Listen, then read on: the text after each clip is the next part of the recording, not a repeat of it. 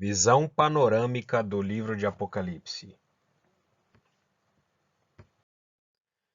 E voltei-me para ver quem falava comigo, e ao voltar-me vi 7 candeeiros de ouro, e no meio dos candeeiros um semelhante a filho de homem.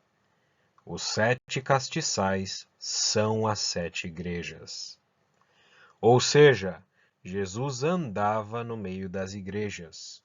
Jesus não estava ou está ausente das igrejas. Jesus anda no meio das igrejas. Isto ainda é revelado no capítulo 1. Mas que igrejas são estas? O segundo e terceiro capítulos do livro de Apocalipse mostram as 7 igrejas da Ásia Menor. Mas o que essas igrejas significam? Por que somente 7? Quando foi escrito o livro de Apocalipse, é claro que existiam muitas outras igrejas cristãs espalhadas. Na própria Bíblia há muitas cartas direcionadas a elas, como, por exemplo, a carta aos Coríntios, a carta aos Filipenses, aos Tessalonicenses e etc. Mas somente 7 foram citadas no livro de Apocalipse, justamente porque se trata de uma grande profecia. Elas não foram escolhidas de maneira aleatória. Deus não faz nada aleatoriamente. Todas as condições espirituais e sociais de cada uma delas revelam um significado profético importante. Essas 7 igrejas, além de 7 igrejas históricas, as quais eram destinatárias imediatas deste livro, nos dias de João, também representam 7 fases da igreja cristã na Terra, desde o seu princípio, ou seja, desde o princípio da igreja no dia de Pentecostes, até o retorno de Cristo. Além disso, essas 7 igrejas também ecoam princípios cristãos para todas as épocas da igreja cristã. Por exemplo, o primeiro amor é algo que não é apenas direcionado à igreja em Éfeso, mas esse princípio de você estar no primeiro amor é algo que se aplica para todas as igrejas em todos os tempos. Então, também, além de tudo isso, representam 7 tipos de igrejas cristãs em toda a história do cristianismo. Dá para você identificar. E representam 7 tipos de cristãos existentes em todas as épocas. Sendo assim, aqui tem uma figura destas 7 igrejas na região da Ásia Menor. Então está ali Patmos, aonde João se encontrava. Essa é uma imagem pega na internet, talvez não esteja muito clara. Uma outra imagem aqui fica um pouco mais fácil de ver. Elas estavam bem próximas. E Éfeso, aí você olha em cima, tem Esmirna, depois Pérgamo, ao lado direito de Pérgamo Tiatira, embaixo Sardes, mais embaixo Filadélfia e mais para baixo ainda Laodiceia.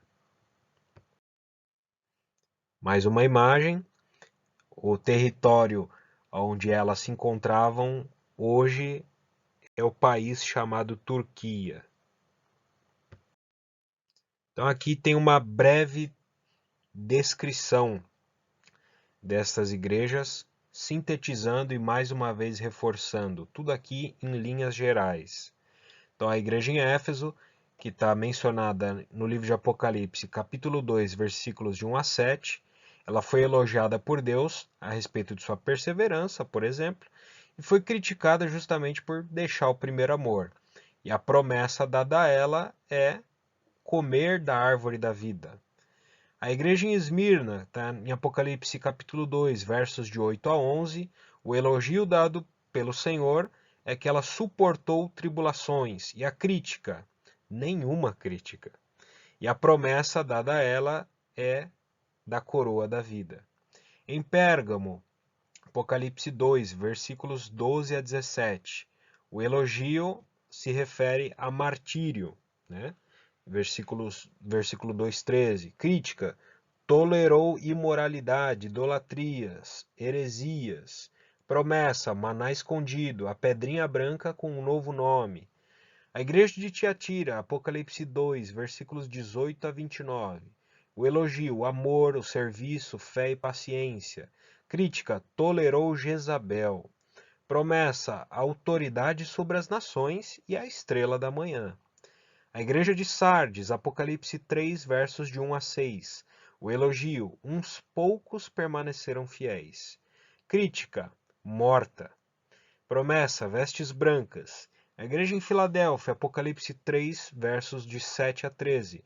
O elogio dado por Deus: fidelidade. A crítica: nenhuma crítica.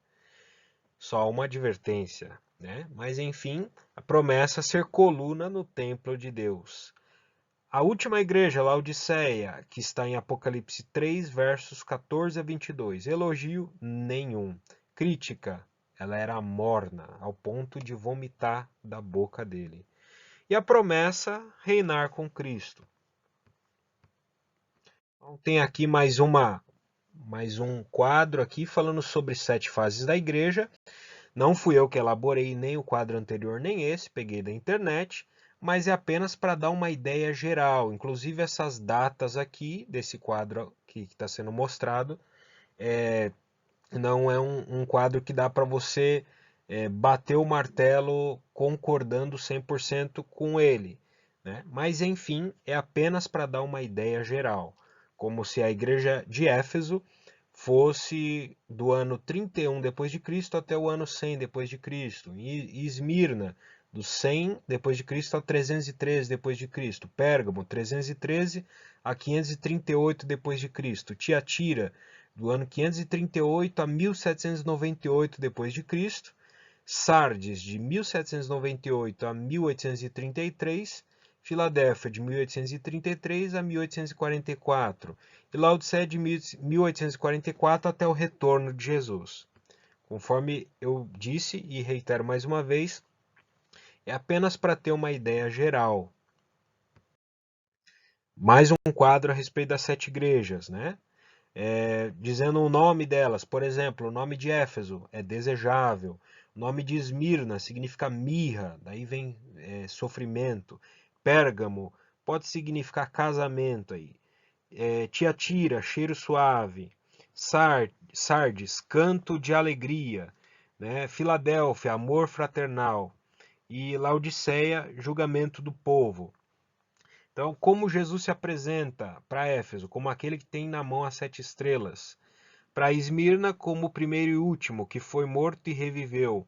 Para Pérgamo, como aquele que tem a espada aguda de 2 fios.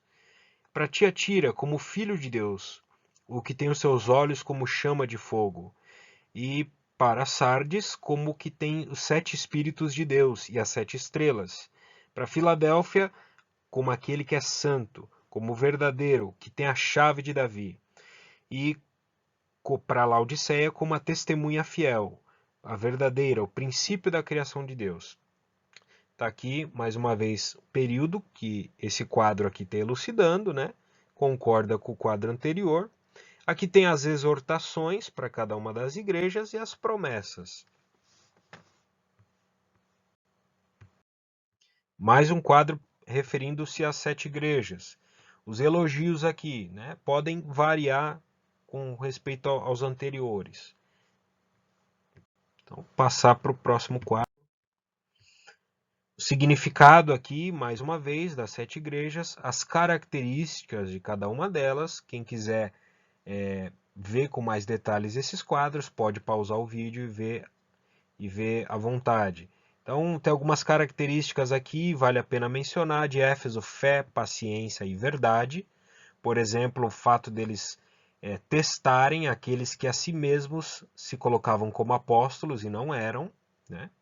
Em Esmirna, característica: eles foram perseguidos, foram martirizados. Característica de Pérgamo: alianças mundanas.